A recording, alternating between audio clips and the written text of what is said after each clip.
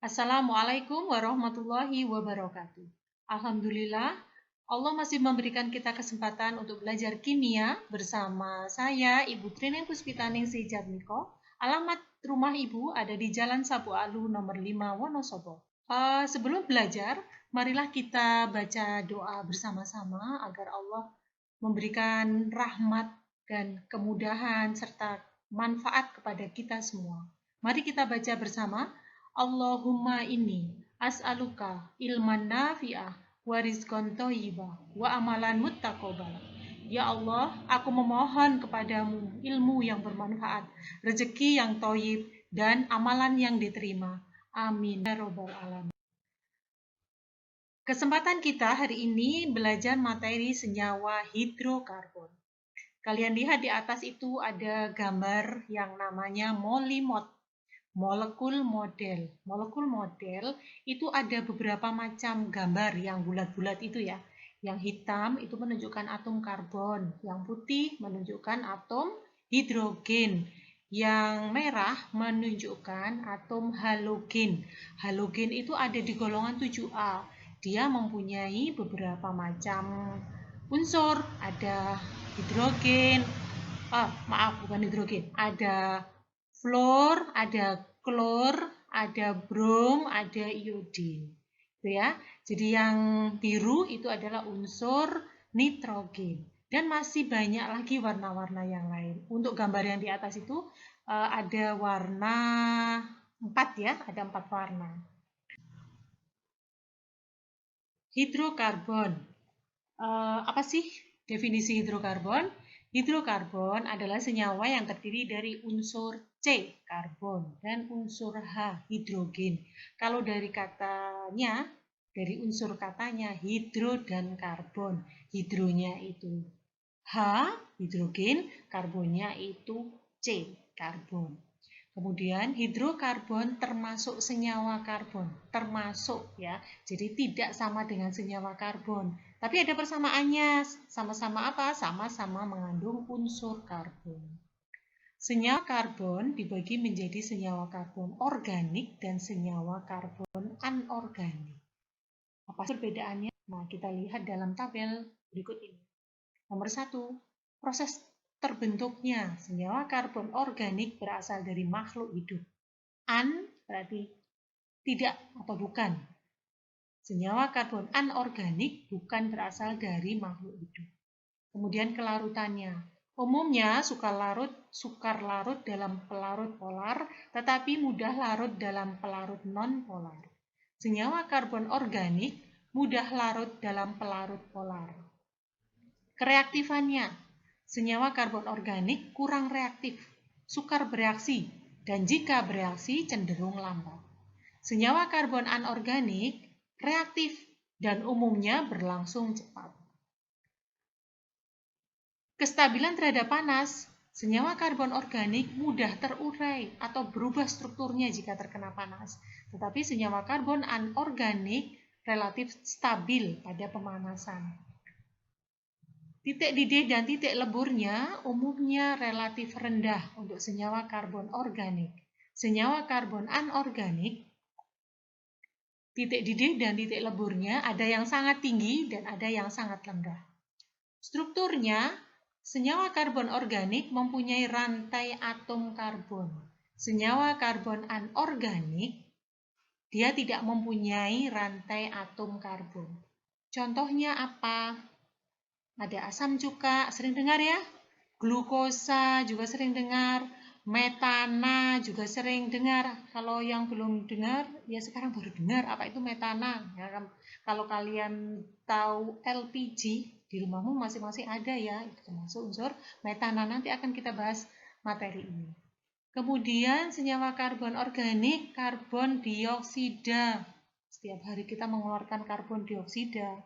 Itu termasuk anorganik. Kalsium karbonat atau zat kapur atau asam karbonat. Nah, itu contoh-contoh senyawa karbon anorganik. Sekarang kita masuk ke kekhasan atom karbon. Tadi kita belajar senyawa karbon, gitu ya, senyawa karbon organik dan senyawa karbon anorganik. Nah, ternyata karbon itu mempunyai sifat khas. Khas itu artinya sifat tertentu yang tidak dimiliki oleh unsur-unsur yang lain. Ada 4 sifat yang khas. Yang pertama, atom karbon dapat membentuk 4 ikatan kovalen, yaitu atom karbon mempunyai nomor atom 6. Dalam sistem periode unsur, atom karbon terletak pada golongan 4A periode 2 dengan konfigurasi elektron itu 6C, berarti itu nomor atomnya ya, 2 dan 4, kalau dijumlahkan sama dengan 6. Jadi elektron valensinya 4, elektron valensi itu yang elektron yang ada di kulit terluar. Kalau lupa-lupa ingat, buka lagi buku pelajaran kelas 10. Nah, ini gambarnya kayak bintang ya. Kalau kita belajar itu biasanya itu titik ya, atau dot. Itu ada 4 titik atau 4 bintang. Itu maksudnya apa toh? Itu adalah elektron valensinya. Berdasarkan konfigurasi elektron tersebut, atom karbon mempunyai 4 elektron terluar atau elektron valensi. Agar susunan elektronnya stabil, sesuai dengan kaidah oktet, mempunyai 8 elektron terluar. Nah, ini ada istilah stabil. Berarti elektron valensi yang jumlahnya 4 itu belum stabil. Biar stabil gimana? Dia harus mempunyai 8 elektron terluar. Ada kaidah oktet. Oktet itu artinya 8. Ya. Jadi, atom karbon memerlukan 4 elektron lagi biar stabil. Oleh karena itu, atom karbon dapat membentuk 4 buah ikatan kovalen. Nah, seperti apa sih kok enggak ya 4 ikatan kovalen itu? Nah, nanti kita lanjut ya, nanti kita lanjut penjelasannya. Yang kedua, atom karbon dapat membentuk senyawa yang stabil. Maksudnya, atom karbon membentuk 4 pasangan elektron ikatan. Nah, ada hubungannya dengan yang di atas tadi, dengan atom-atom yang lain. Sehingga pembentukan oktetnya tanpa pasangan elektron bebas. Waduh, ini maksudnya gimana ya? Ya, nanti kita masuk ke gambarnya ya. Akibatnya, persenyawaan atom karbon sangat stabil. Contohnya seperti ini. Atom C berikatan dengan atom H. Atom C-nya jumlahnya 1, dia mengikat 4 atom H. Atom C, elektron valensinya kan 4, kalian tahu ya. 4 dari mana? Dari keterangannya di atas tadi. Dia mempunyai 4 elektron valensi, golongan 4A. Jadi elektron valensi sama dengan golongannya. Ya. Terus kalau hidrogen mempunyai 1 elektron valensi itu dikasih tanda silang. 4 silang H, gitu ya. 4 cross H, silang itu kita bahasakan dengan cross. Kemudian menjadi C mengikat 4H. Nah, gambarnya seperti itu. Dot cross, dot cross, dot cross, dot cross, titik silang, jumlahnya ada 4. Nah, kita tuliskan jadi kayak gini. Dot cross, titik silang itu strip ke kiri, ke kanan, ke atas, ke bawah. Ini yang disebut dengan ikatan kovalen yang sangat stabil, jadi dia tidak punya pasangan elektron bebas, adanya pasangan elektron ikatan. Ikatan apa? Ikatan kovalen, 4 ikatan kovalen, atau istilahnya 4 tangan. Ingat-ingat, C itu tangannya selalu 4, tidak boleh kurang, tidak boleh lebih. Contoh yang kedua, sebelum contoh kedua itu ada keterangannya, atau ditulis dengan CH4. Ini namanya rumus molekul, itu rumus molekulnya. Kalau yang sebelumnya C garis kanan kiri atas bawah, kemudian dia berikatan dengan H, namanya rumus struktur. Yang kedua, atom C berikatan dengan H, masih sama, tapi atom C-nya jumlahnya 2, jumlahannya ada 6. Nah, contohnya seperti ini. C-nya 2, masing-masing C mempunyai 4 titik, 4 dot.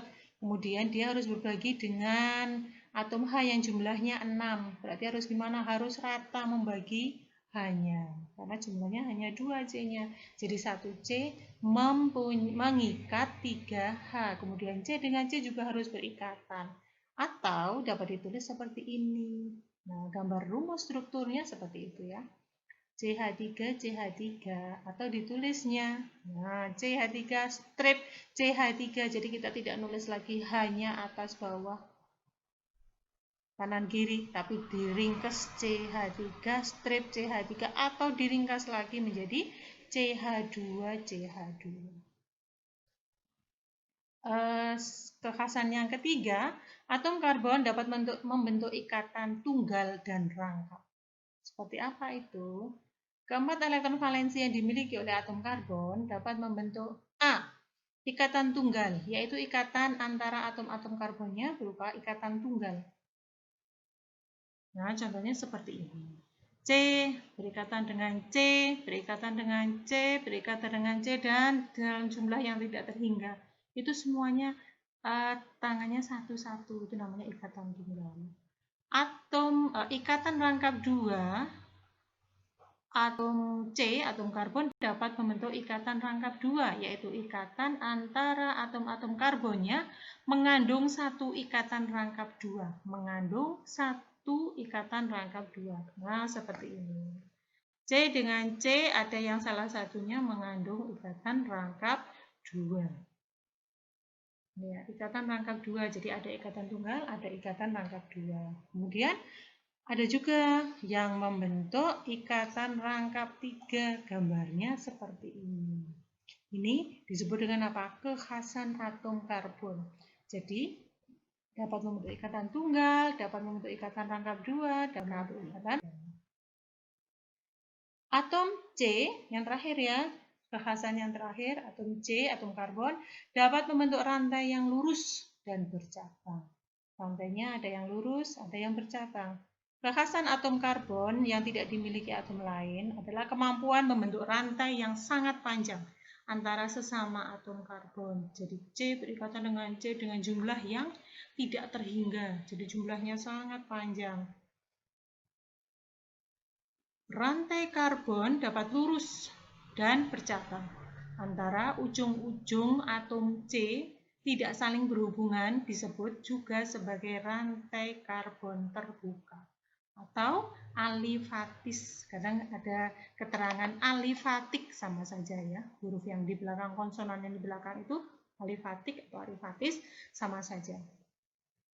Ini yang alifatis itu apa? Rantai C yang terbuka. Nah, seperti yang tadi itu berarti rantai C-nya terbuka atau rantai atom karbon lurus.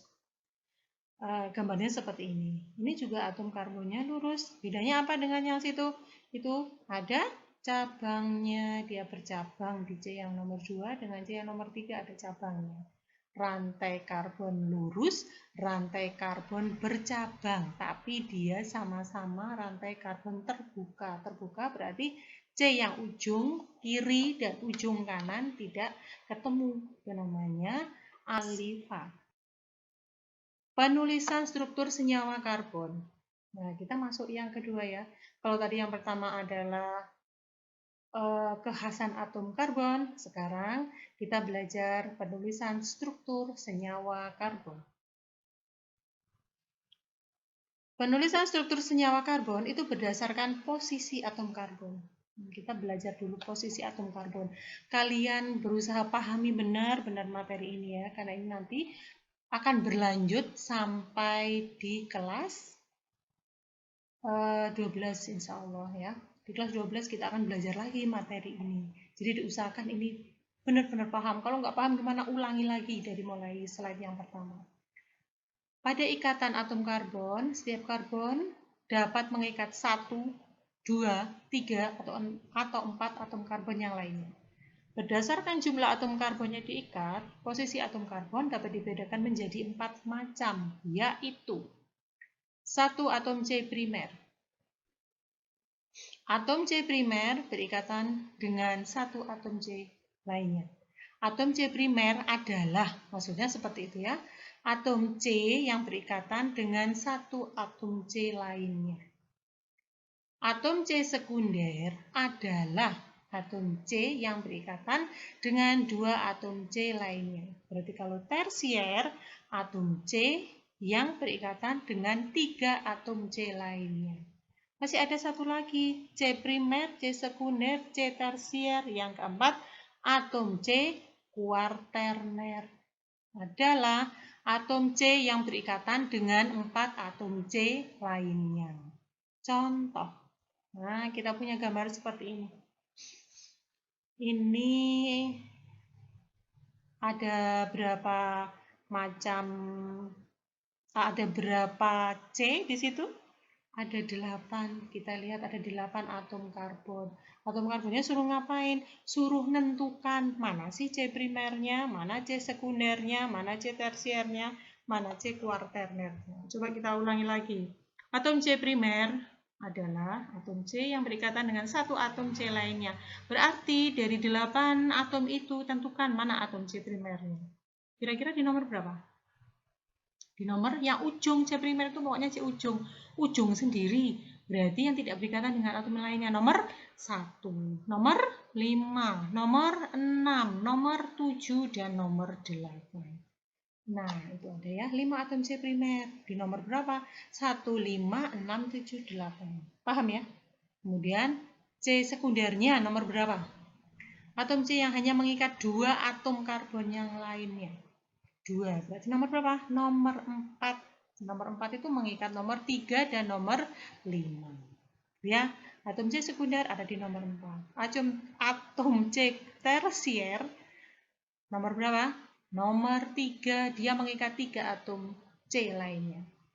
Nomor 2, nomor 7, dan nomor 4. Itu disebut atom C tersier.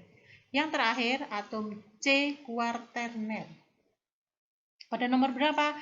Nomor 2, karena dia mengikat nomor 1, nomor 3, nomor 6, dan nomor 8. Nah, ini posisi atom karbon. Gitu ya. Coba dipahami lagi posisi-posisi atom karbon.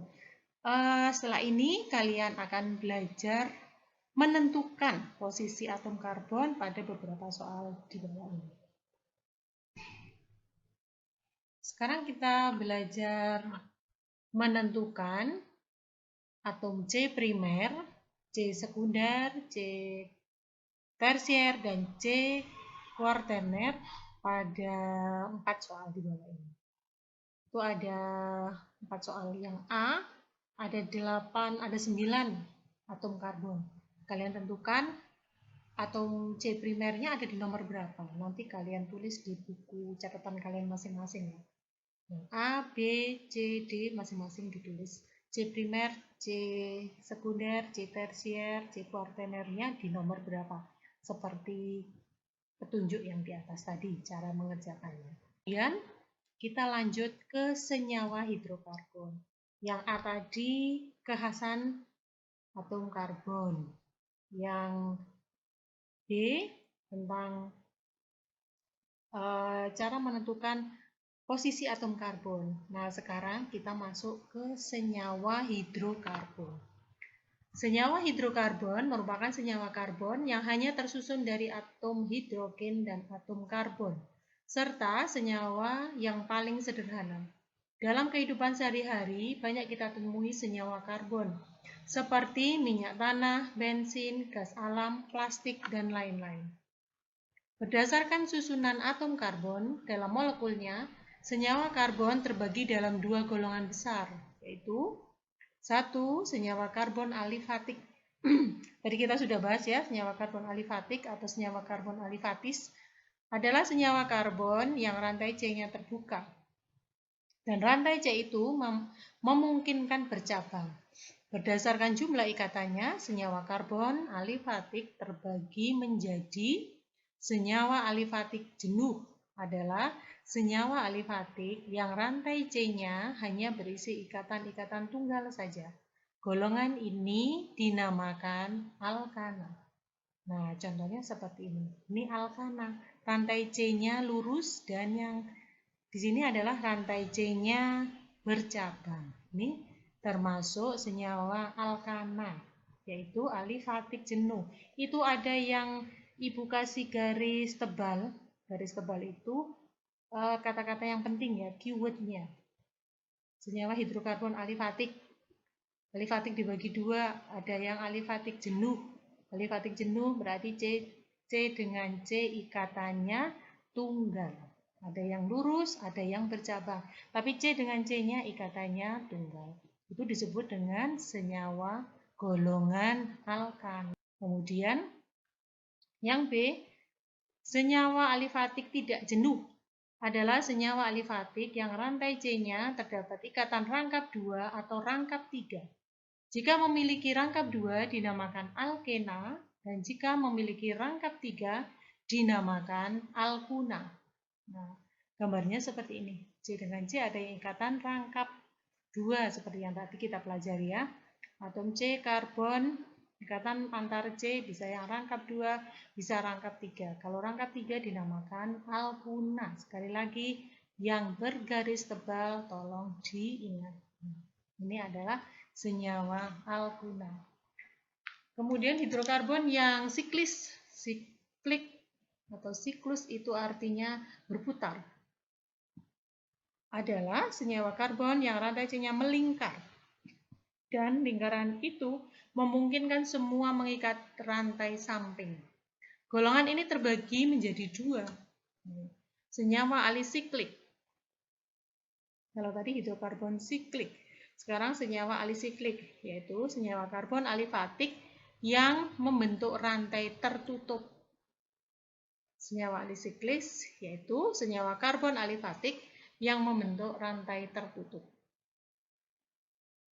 Senyawa aromatik. Senyawa siklik ada dua, alisiklik dan aromatik.